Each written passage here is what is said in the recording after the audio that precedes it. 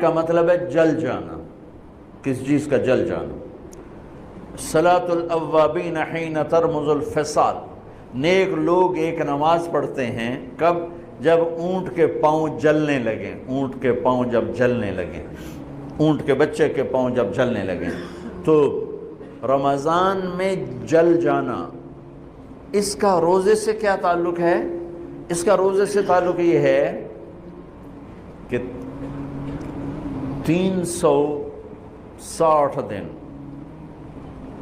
سال میں ہوتے ہیں چاند کے لحاظ سے، 330 دن کے گناہ اللہ رمضان کے روزوں میں ہر روز میرے آپ کے گناہ جلاتا ہے، جلاتا ہے، جلاتا ہے۔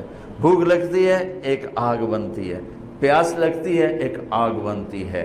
تو ہمارے لکڑی کی آگ میں چیزیں جلتی ہیں اور ہماری بھوک، روزے کی بھوک کی آگ میں گناہ جلتے ہیں، اور 29ویں روزے اللہ سارے سال کے گناہوں کو جلا کے روزہ والا یا روزے والی کو ایسے پاک کر دیتا ہے جیسے آج ماں کے پیٹ سے نکلا ہو، ایسے ان کو خوبصورت کر دیتا ہے۔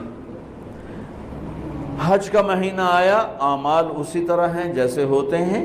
رمضان کا مہینہ آیا تو میرے نبی کا اعلان ہو گیا، ایک فرض 70 فرض کے برابر ہو جاتا ہے تمہارا، نفل فرض کے برابر۔ فرض اور نفل میں فرق کیا ہے؟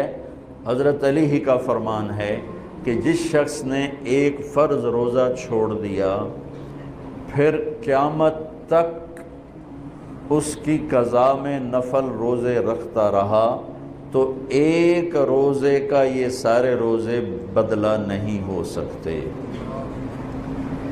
ایک نماز چھوڑ دی اور پھر اس کی قضا میں قیامت تک نفل پڑھتا رہا، تو فرض نماز کی ایک رکعت کے ایک سجدے کے برابر بھی نہیں ہے۔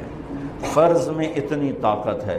تو اللہ کی رحمت کیسے متوجہ ہوتی ہے کہ رمضان کے مہینے میں اللہ فرماتے ہیں میرے محبوب کی امت ہے، ایک فرض کو 70 کے برابر کر دو، اور پھر فرماتے ہیں نفل کو فرضوں کے برابر کر دو، اور پھر فرماتے ہیں جو رات کو تراویح پڑھے گا، دن میں روزہ رکھے گا، آخری رات اسے ایسے دھو دوں گا، دھو کے پاک کر دوں گا کہ اس کے ذمے گناہ کا ایک ذرہ بھی باقی نہیں بچے گا، سب گناہ اللہ تعالیٰ اس کے معاف فرما دے گا۔ اور